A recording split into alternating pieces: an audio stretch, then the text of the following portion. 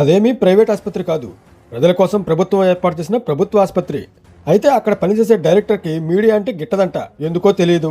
ఈ నేపథ్యంలోనే శుక్రవారం సదర్ సార్ గారు ఆసుపత్రి నుంచి బయటకు వస్తున్న సమయంలో ఎదురుగా పలువురు మీడియా ప్రతినిధులు ఆసుపత్రి ఆవరణలో కనిపించారు.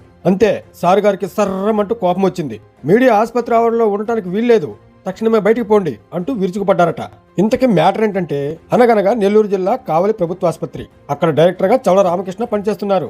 అయితే ఆయన వ్యవహారం వివాదాస్పదమనే చెప్పాలి. ఆయన చెప్పిందే మాట, ఆయన చేసిందే శాసనం. విధి నిర్వహణలో భాగంగా ప్రభుత్వ ఆసుపత్రి ప్రాంగణంలో ఉన్న మీడియా ప్రతినిధులపై ఆయన ఆగ్రహం వ్యక్తం చేయడం వివాదానికి దారితీసింది.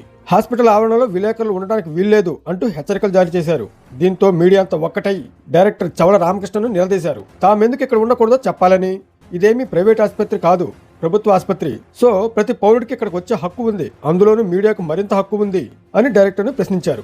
అప్పటికీ సార్ కోపం తగ్గలేదు. కాసేపు ఘీంకరించారు. తర్వాత నలుగురు పోగయ్యేసరికి చల్లబడి అక్కడి నుంచి వెళ్ళిపోయారు.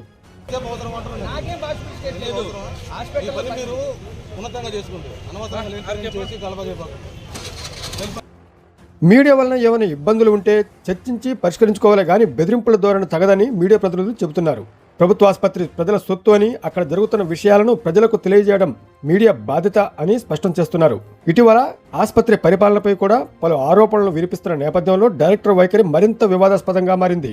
ఉన్నతాధికారులు జోక్యం చేసుకుని విషయాన్ని పరిశీలించాలని స్థానిక మీడియా వర్గాలు డిమాండ్ చేస్తున్నాయి.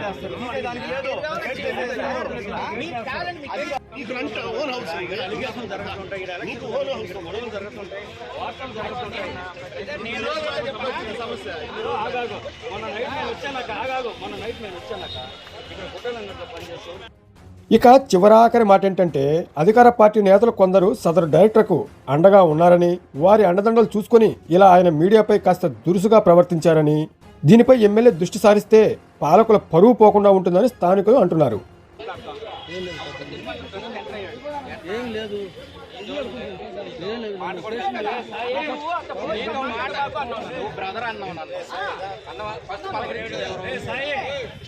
పలకరించింది